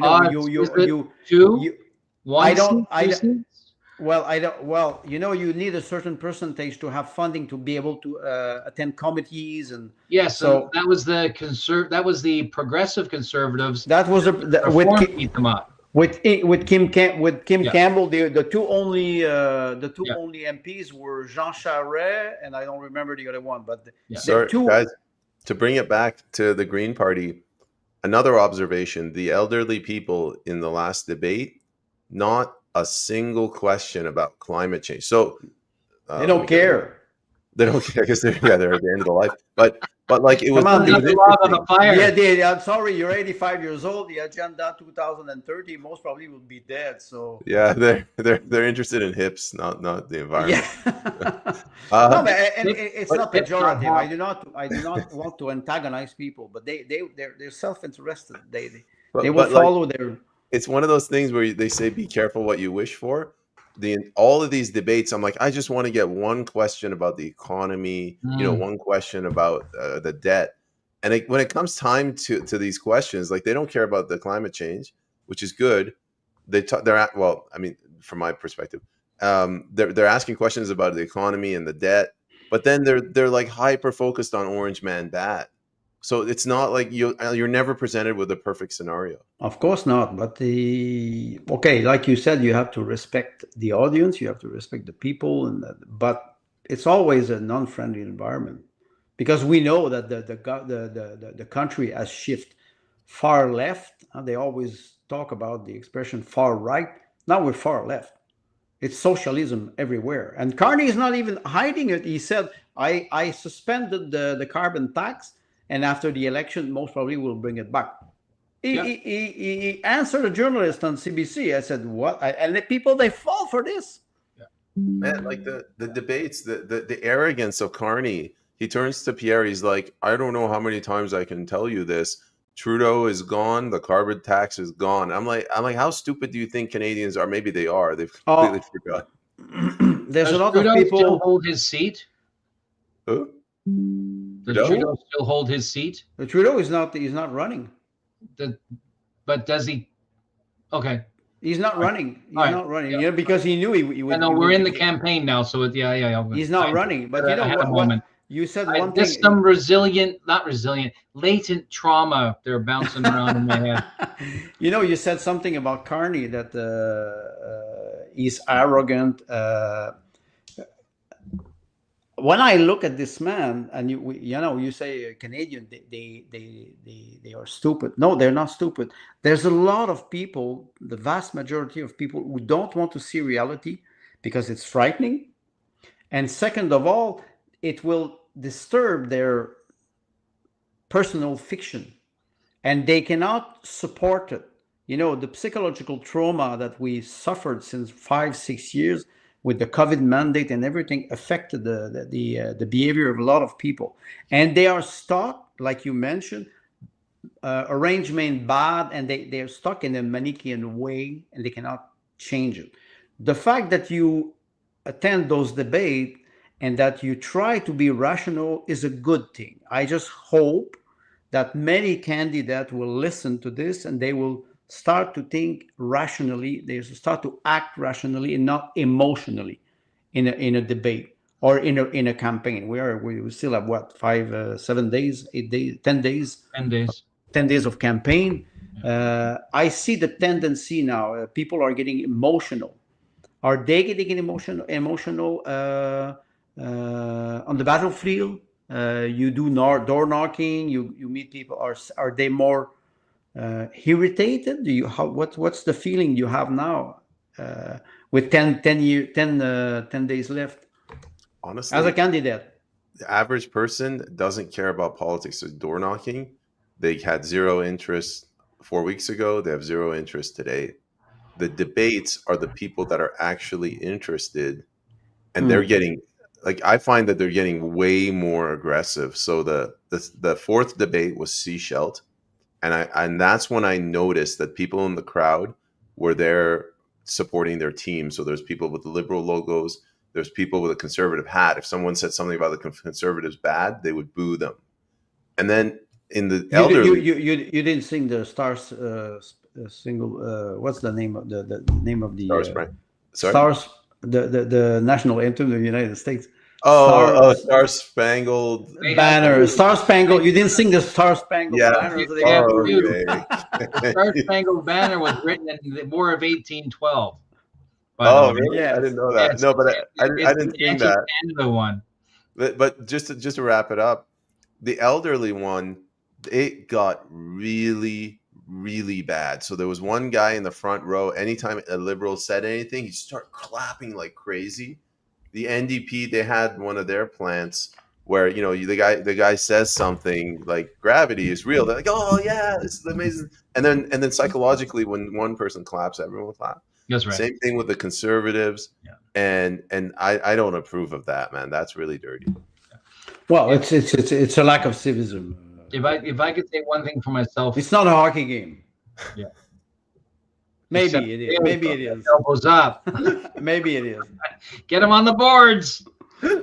So, if I could say anything to encourage candidates who have remaining debates or other public events, the protester is the lowest kind of political entity.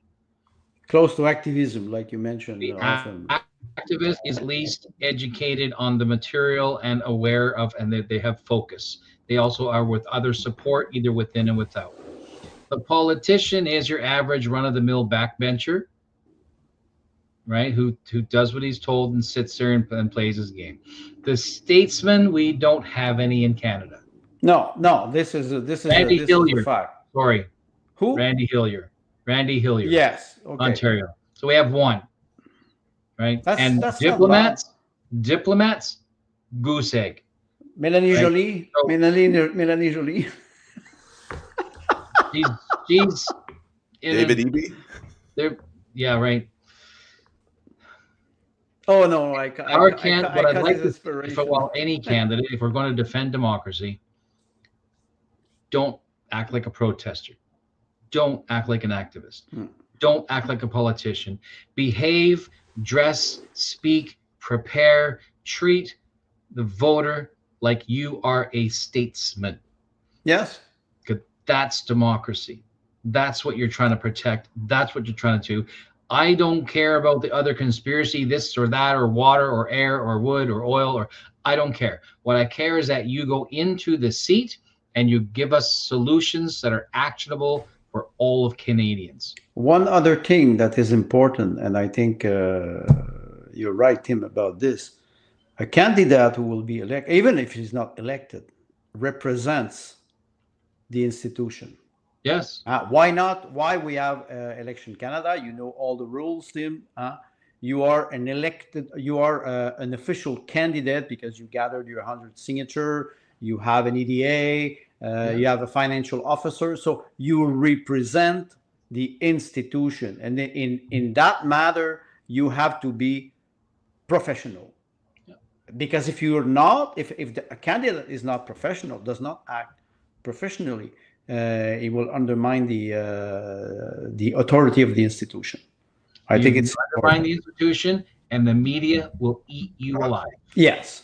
I just one other thing I wanted to mention. Any candidates that are listening, two pieces of advice. One, whether you win or lose, the People's Party candidates now I'm talking to, have a party, get a room.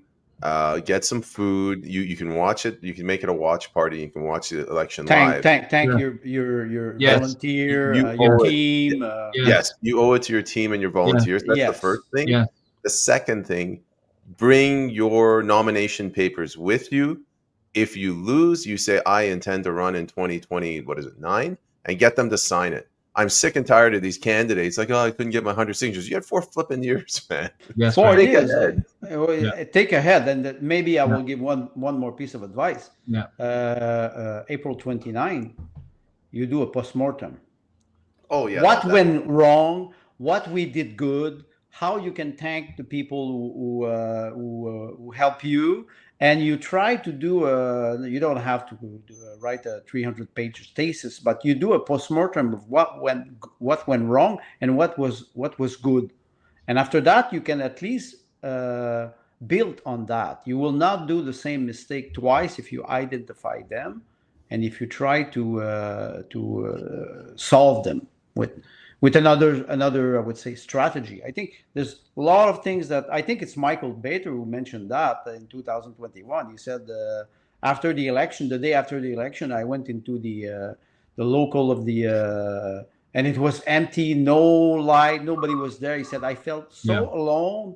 And for poor Michael, he's very dedicated. So I said, that's difficult because it's a long run. It's like you mentioned, Peyman. It's not only 30 days. Sometimes it's 2 years, 3 years of commitment. So it's important. It's important. Even if they lose, it's not the point.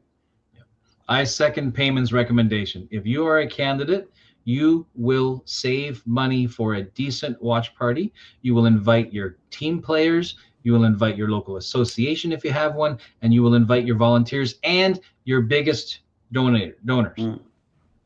You will put money aside to do that. And when you do that, win, lose, or draw, they will already be your team that day. Yep. Yeah. Yeah, I would have a last question for you both, gentlemen. We have 10 days of campaigning. 9 days. The 8. vote. 7. The vote. How do you think it will unfold? Because the polls are so volatile, and they are, depending on the angle. Do you think that we will end up in Canadian 9/11? Because you mentioned payment. Maybe. Are you asking if thesis will stage an inside job on one of our big... No, but you mentioned something important. What's the equivalent of building number 7 on Wellington? The emergency. The chateau? The UN looking one, the City Hall. No, but the Emergency Act. I'm not saying that. I'm not suggesting that they will do it, but depending on the outcome, we don't know what will happen. Do you think that we will have a fair election? The other question is, how many people will go to vote? 37.1% of the Canadians did not vote in 2021. That's practically 40%. I think. You think we will have a higher turnout this year? You want me to take that, Tim, and then I'll throw it to you? Yeah, go ahead. I think the boomers. I think we missed the boat where we were going to excite the youth to come out to vote. I think the PPC and the Conservatives, we made a mistake. 99% of the effort is lies with the Conservatives. The boomers are going to lead this in a bad direction. I'm hoping it's a Conservative minority, not a Liberal minority. Oh boy! And the Mark Carney or whatever happens, they will destroy this country for the youth. And that will force the Conservative Party to have leadership raise or leadership review. They do that every 2 years anyway. No, but they really need to pivot at this point. Right. Like the Conservative strategy of let's play in this progressive sandbox and let's try to pick, that's not going to work. Like you need to you need bold vision.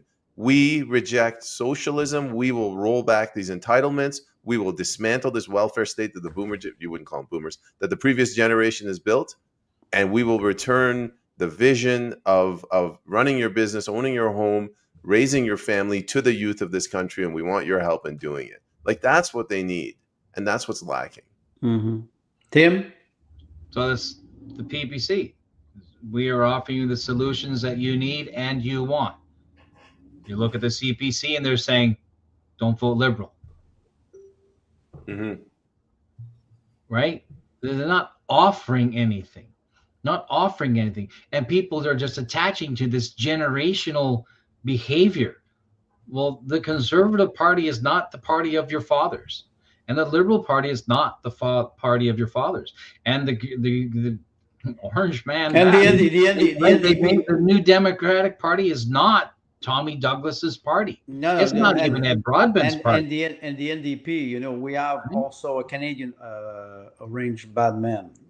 Right. Yeah, we've got Singh, who's not allowed in like 30 countries on the planet. 22 countries. If he lands in them, he gets arrested. One man's terrorist. Okay, but so you. What do I think? I think as far as a prediction goes, I'd rather wait till next Friday. Okay.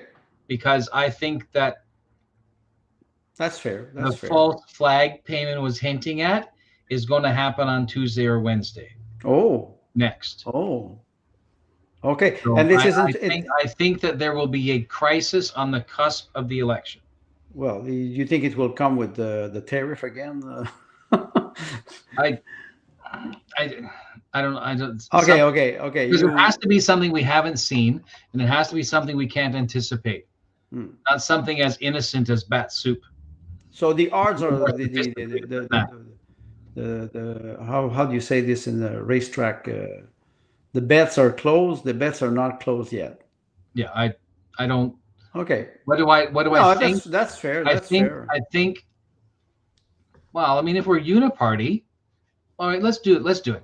If we're going to go with a uniparty, my idea of this coalescing of the uniparty, then I'm going to suggest that the Bloc and the NDP are basically win the same number of seats. One or two different don't really make a difference, and that you'll have a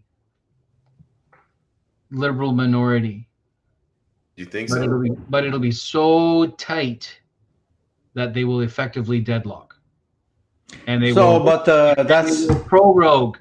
Okay. But they have right. They will pass. They will be able to. They will have the authority to pass legislation, to do their committees, to be government, but they will deadlock. So it's 2021 2.0. We'll start again because there will be a Liberal minority government with two tango dancer. The fourth consecutive Liberal government, because the people are stupid and they deserve the government they get. You know, we always talk about the fourth. You have the Fourth Reich too. Don't go there. No, I will not go there. But I thank you for the answer, Tim. And what if it would be like Peyman said, a minority conservative government? You will have three opponents that will try to trip the government very fast, because if you're they all colluded during COVID.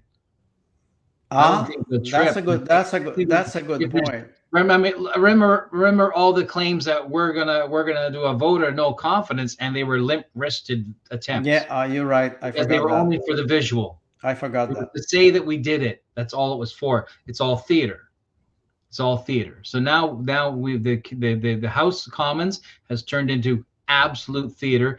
Everybody moves in lockstep. It's a big game of square dance. But there's one thing that is different now. We have, like Peyman mentioned, Orange Man. So and the war, the economic war between United States, Canada, China. I don't think that America wants Canada to slip into civil conflict. I agree with you. Right. So if that would not be profitable for right. It's not profitable for him, and it's not good for relations, because when it's all said and done, my children and grandchildren are the ones who are going to have to live against that border. So if you guys are asking me if Carney's going to invoke the Emergencies Act, I just don't see how he could do it. You would need some major terrorist incident. We're like beyond a protest on Wellington with bouncy castles and barbecues. Well, yeah, but they learned their lesson last time with the Mosley decision. No, he said it again. He said it before he was even in, right? No, I know he said it, but we're not. This is not a situation like with COVID under Trudeau. This is an election. So Carney is thinking, isn't it? How do I say this? They always use very. Ebby did it during an election. Right, but it's starting. Okay, so basically, they have less than 10 days to convince the population that these people are evil incarnate to bring in the Emergencies Act, and then use that to win the election. It's a very tough one. I don't think he needs it to win the election. I think that there will be some event immediately on the cusp or immediately after, which he will use to argue for, right, to begin the parade. You're talking about January 6th. There's another the bat soup problem that was 3 or 4 months in the making. Okay. But the bat soup problem. Okay, that's interesting, because that was a fraud. That was a fraud. That was a lie. Now, what about fraud during the election day? Canadian tariffs it's like tariffs on. It's a fraud. Is it has I'm it not, I'm has not, any, I'm not has talking any about tariff this. I'm talking has about any tariff hijacking. been enacted on Canadian exports? Any of them? No, but No. I'm referring to Dominion voting machine. I'm referring to the electoral process. Do you think that it is possible? That it's rigged? Yes. If there's a machine that's doing any counting and it can be attached to the internet, then yes, it's possible. No. On this I know. I say on April 28th.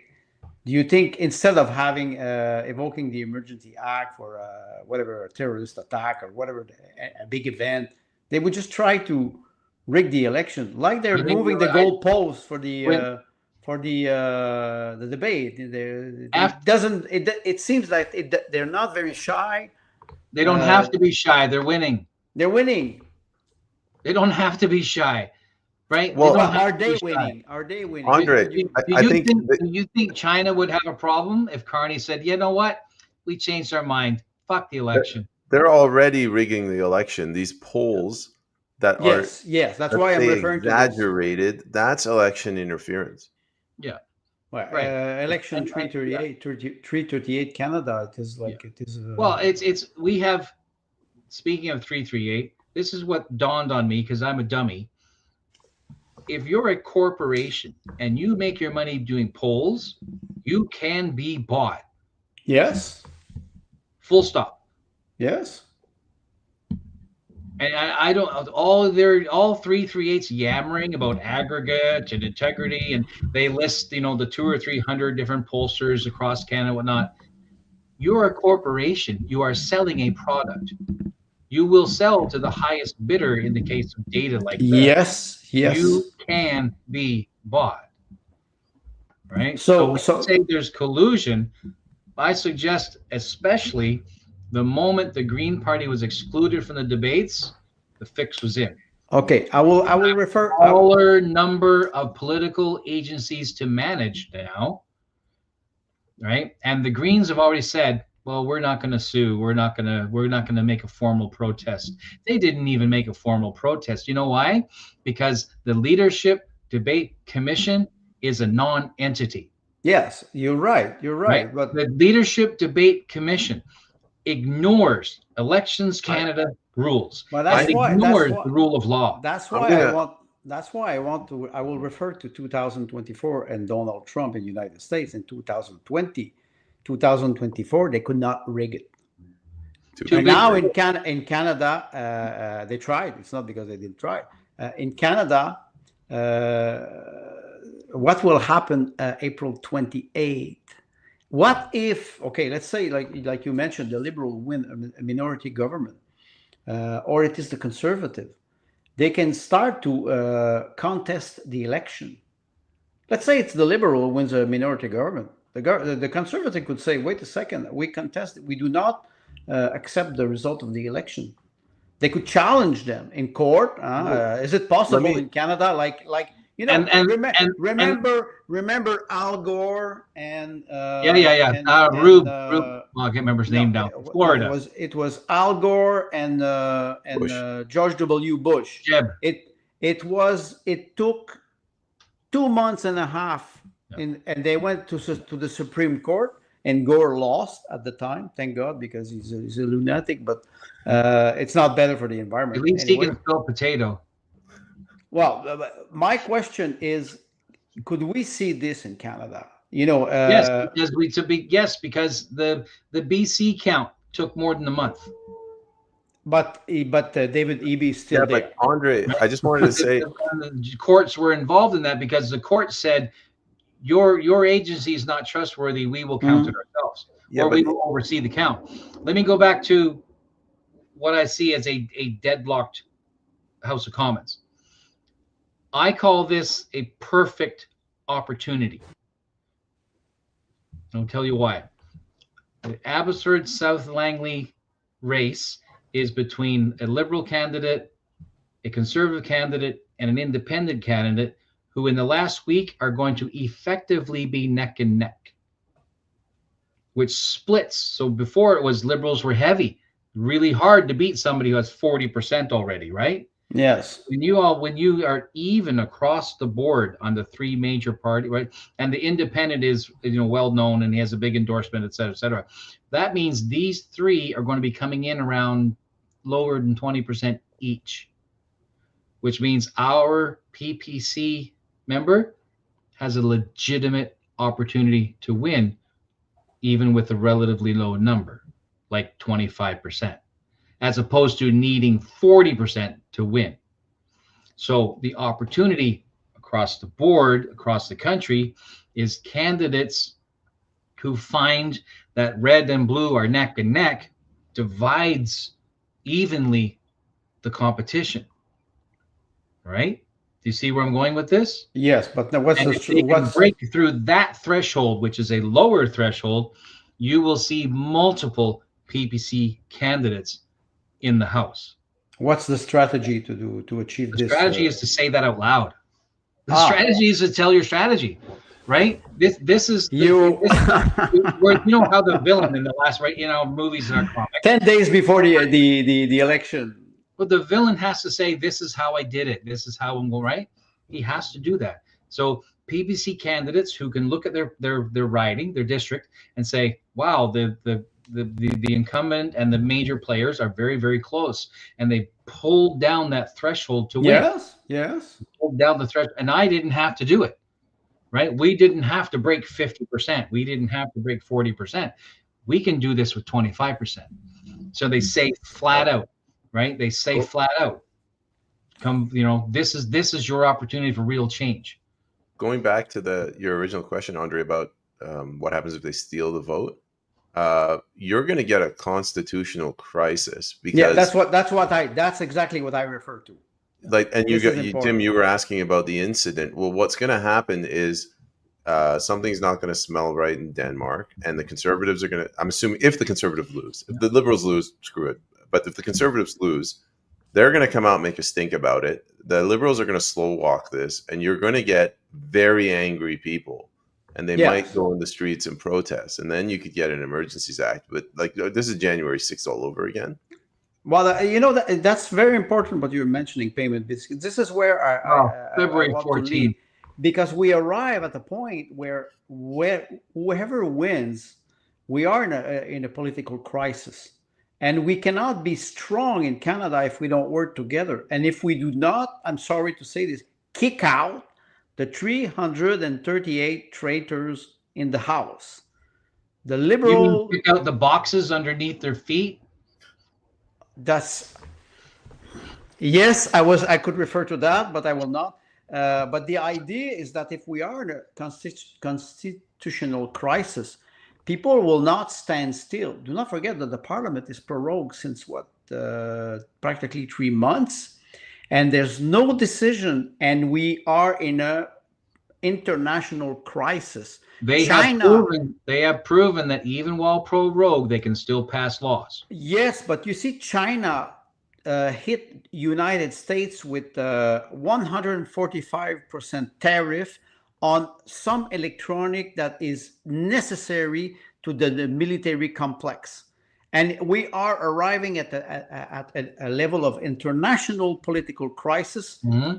That will affect Canada. If you can imagine, we're fighting between each other in the House when all the neighborhood is burning. Right. So now there's something I know something about. The TSMC supply of silicon. That's one right? thing. So you have Taiwan, which are the masters of the universe when it comes to silicon development, right? But they have been working for several years. America has for several years trying to make an arrangement with Taiwan for American-made product, and Taiwan is resistant for good reason because they don't want to be priced out of their own market. So right, and I get that, but the fact is that is already in play. That is already in play, and America, need they throw money at something, can have it assembled yesterday, right? So that can be done. I disagree with you. The process, the process and the workflow in the United States are not solid enough because of the level of corruption. On paper, it's true, but in reality, they cannot supply it. and they will be hit with a huge. It's not only the tariff; it's the process. The business process are not in place. Yeah. So you can say, okay, we can do it on paper. That's what they do since 20 years on paper, United States. They do it on paper. But in reality, it's like, what do you say, a giant with feet of clay. Oh yeah, iron and mixed with iron and clay. So and if you have this in the United States, do not expect Canada, which is in a political crisis, to react with leadership. They were fighting like four rooster in the debate, and you can see Jack Metzig is maybe the best rooster because he has this. Already has the comb. He has the comb. They were fighting like rooster. They're not fighting like statesmen. No. They're not. Imagine they will all end up in the house again, arguing, shouting at each other like teenagers. What are we doing with those people? Electing them again? Then I make an amendment. I see two scenarios. One is I see a deadlock in the House of Commons where both parties are really only separated by 2 or 3 seats. Yes, that's one hypothesis. Deadlock. In which case, that means the NDP will have taken a very major hit, and the Bloc will have not made a whole lot of progress, and they probably lose seats as well. They will, to the profit of the Conservative. Of course, right. Blue to blue and orange to red. Yes. Ideologically, that's as close as you're going to get. Yes. Right. The second scenario is 5, 8 purple seats. And then the world pays attention because they can't not. They cannot. After that, if you have 5 candidates or 5 members of parliament from the People's Party, they can stand up in the House and they can start to push. Yeah, man, that would be a dream. Like if you can get, I think it's possible, Peyman. No. The numbers are there. No, when I say a dream, I don't mean it's not possible. I mean you want these loser establishment leftist progressive parties. Just let them do whatever they want. You have the balance of power. And you say, if you want a bill passed, here's it has to pass this reason test. If it's not reasonable, piss off. No, exactly. So in this seat projection, NDP is predicted to have only 8 seats. Green, so it's a loss of 17. And the Bloc with 22. If the People's Party were to get 10 seats, now I'm dreaming.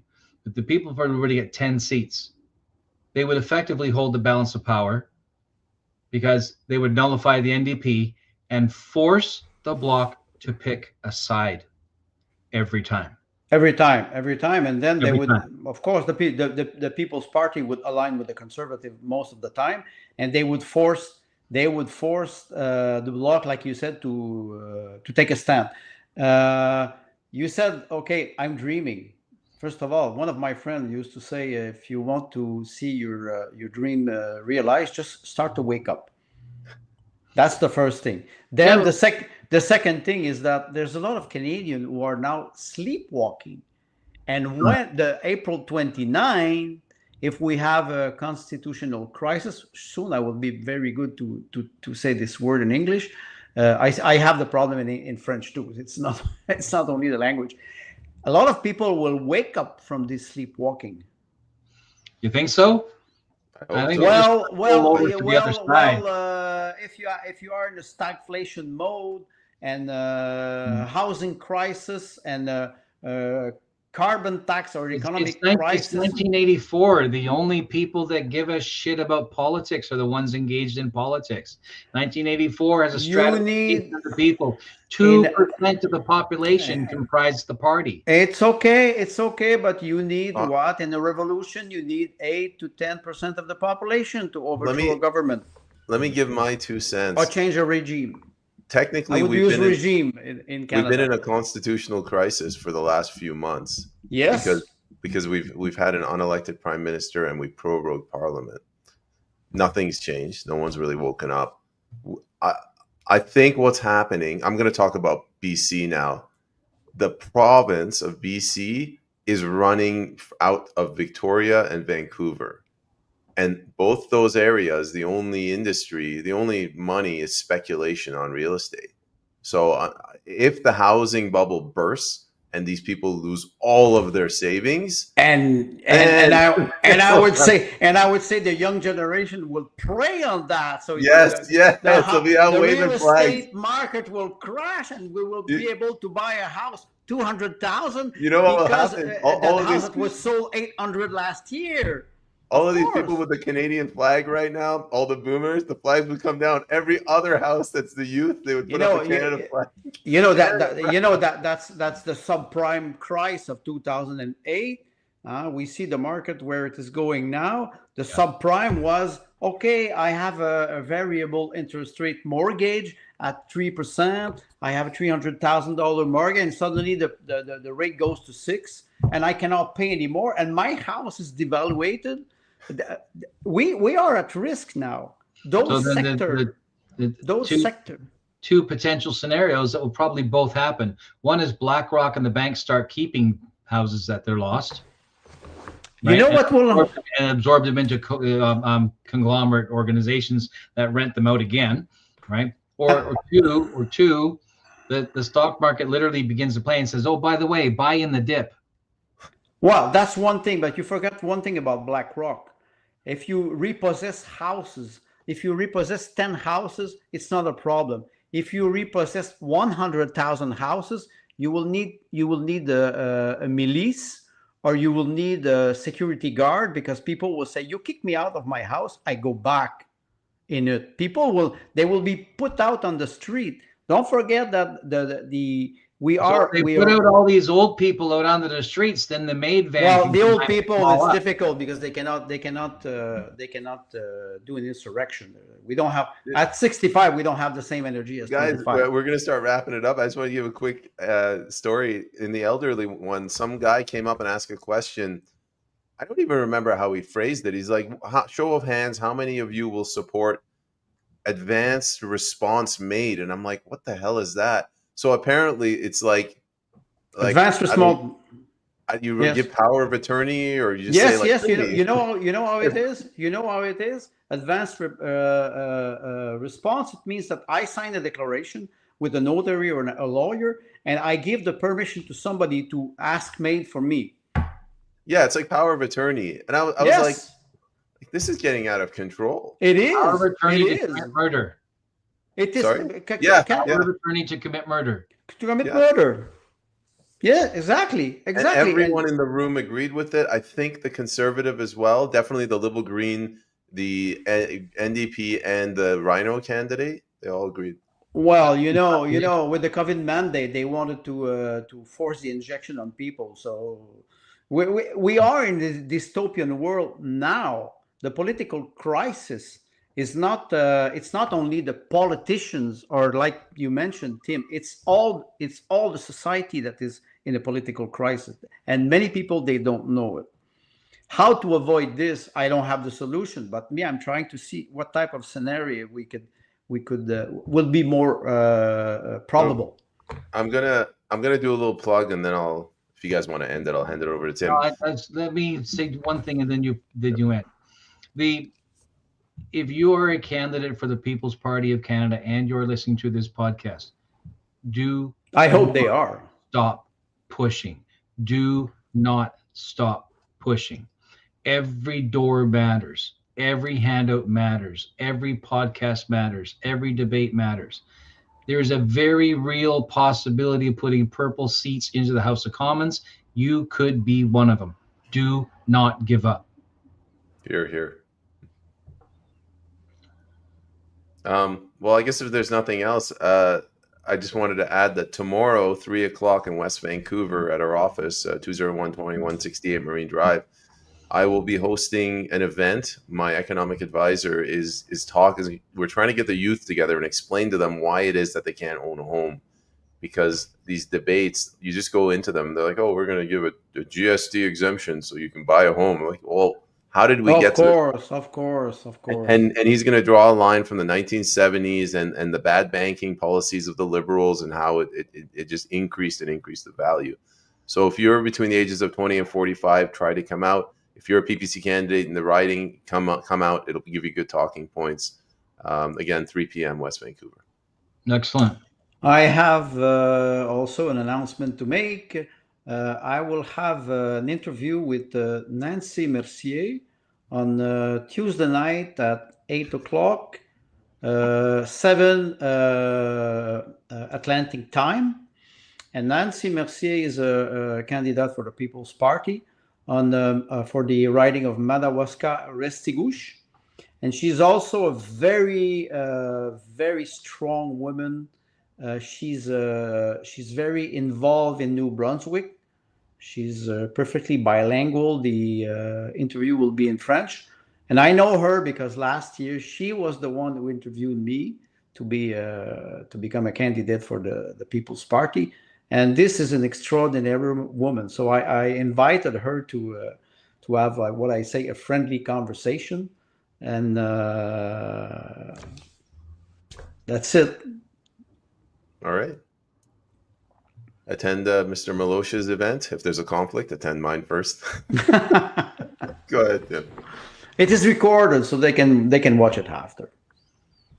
It is our pleasure for the three of us to attend and shoot our full mouths off for you folks. We think that sometimes we say things that are useful, and if you think so too, join us next week. It's only going to get worse from here. Yeah. But 10 days to flatten the vote. 9 9 days. Bye, guys. Bye-bye. Bye-bye.